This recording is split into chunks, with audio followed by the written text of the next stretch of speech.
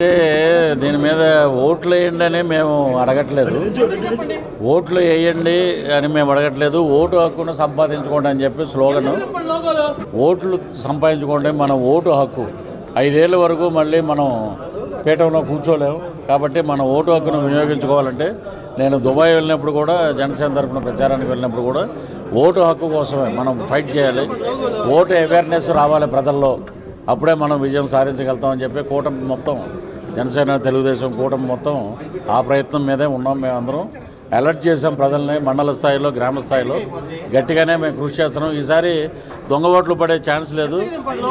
నిజాయితీ గల నాయకుడిని ఈసారి ఎన్నుకుంటారు. అవి ఎప్పుడో పాత రోజులేవి, ఇప్పుడు ఏం బాణాలు కదా. ఆమె కాంగ్రెస్ పార్టీ బాణం, జగనన్న బాణాలు ఇంకో బాణాలు కదా. ఆమె షర్మిల గారు ఇండివిజువల్గా ప్రదేశ్ కాంగ్రెస్ అధ్యక్షురాలు.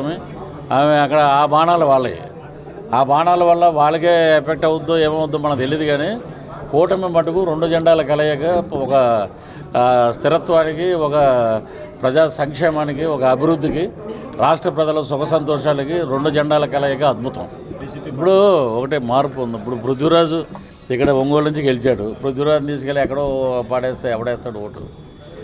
ఇప్పుడు అవకతవకలు ఇప్పుడు ఎక్కడైనా సరే మనకి అన్సెక్యూరిటీ ఉన్నప్పుడు 175 మేము గెలుస్తూ ఉన్నప్పుడు మీకు ఎందుకు భయం? వాళ్ళే గెలవాలిగా. వాళ్ళు ఇచ్చిన రిపోర్ట్లు, పీకే రిపోర్టు, ప్రశాంత్ కిషోర్ ఇచ్చిన రిపోర్టు, లగడపాటి రిపోర్ట్ నమ్ముతారు కానీ పృథ్వీరాజ్ రిపోర్ట్ నమ్మరా?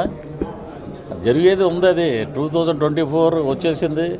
వర్డిక్ట్ అద్భుతంగా ఉంటుంది, తీర్పు అమోఘంగా ఉంటుంది. మొత్తం ప్రజలంతా కూటమి వైపే ఉన్నారు. ఇది మటుకు తథ్యం. 130 గెలుస్తుందనే ధీమా ఉంటే ఇప్పుడు ఆయన ఏంటంటే బ్రోలో అసలు నాకు తెలిసి ఇతను డ్యాన్స్ చేసాడని నాకు తెలియదు. నేను ఏదో సముద్రకాని గారు ఏం చెప్పారంటే, ఒక బాధ్యత లేని ఒక వ్యక్తి డ్యాన్సులు వేస్తున్నాడు, అలాంటి క్యారెక్టర్ ఉంది, మీరు చేస్తారన్నట్టే చేశాను నేను. సరే, అంబటి రాంబాబు గారు మినిస్టర్ ఏంటి రోడ్ల మీద డ్యాన్స్ చేస్తున్నాడు, ఇతను గడ్డం పెట్టాడు బోడీ గారిలాగా, డూప్లాగా, ఏంటిది అనుకున్నాను నేను. అప్పుడు ప్రచారానికి వెళ్ళాం, అప్పుడు క్లీన్ షేవ్. ఈయన కాదే అనుకున్నాను నేను. డ్యాన్స్ చేస్తాడు. డ్యాన్సుల గురించి, సినిమాల గురించి, కలెక్షన్ల గురించి, డిస్ట్రిబ్యూటర్లు, ఒంగోలు వాళ్ళు డిస్ట్రిబ్యూటర్లు, సినిమా హాల్లో కలెక్షన్ల గురించి మాట్లాడేవాళ్ళు వీళ్ళు మినిస్టర్లు ఏంటంటే. ఇక్కడ ఏమైనా తెలుసా ప్రాజెక్టుల గురించి? 4.5 సంవత్సరం ఎవడైనా మాట్లాడా? ఎప్పుడు 3 పెళ్ళిళ్ళు 2 చోట్ల ఓడిపోయాడు, 3 పెళ్ళిళ్ళు 2 చోట్ల. ప్రజలు చూస్తున్నారు, తీర్పు అద్భుతంగా ఉంటుంది.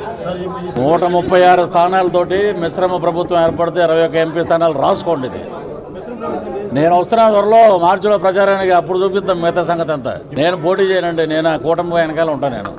నేను ఇప్పుడు మా చంద్రబాబు గారును పవన్ కళ్యాణ్ గారు వదిలిన బాణం పృథ్వీరాజు ఒకటే. ఇప్పుడు ఇది తప్పితే ఇంకేముంది? ఇప్పుడు ఈ 3 పెళ్ళిళ్ళు చేసుకోవడం వల్ల పోలవరం ప్రాజెక్ట్ ఆగిపోయిందా? లేకపోతే ఒంగోలు రోడ్లు ఆగిపోయినాయా? నెల్లూరులో డెవలప్మెంట్ ఆగిపోయింది? ఎందుకండి మాట్లాడినాయి? నీవు చేసిన అభివృద్ధి ఏది? రాజశేఖర రెడ్డి గారు ఉన్నప్పుడు ప్రెస్ మీట్లు ఉండేవి, ఇప్పుడు ఎవరో ఏం మాట్లాడలే. కొత్తగా గుడ్ మార్నింగ్ హైదరాబాద్ అనేవాడు చిరంజీవి గారి సినిమాలో, ఏదో సినిమాలో పెట్టారు కదా, అది గుడ్ మార్నింగ్ అని ఒకటి వస్తుంది.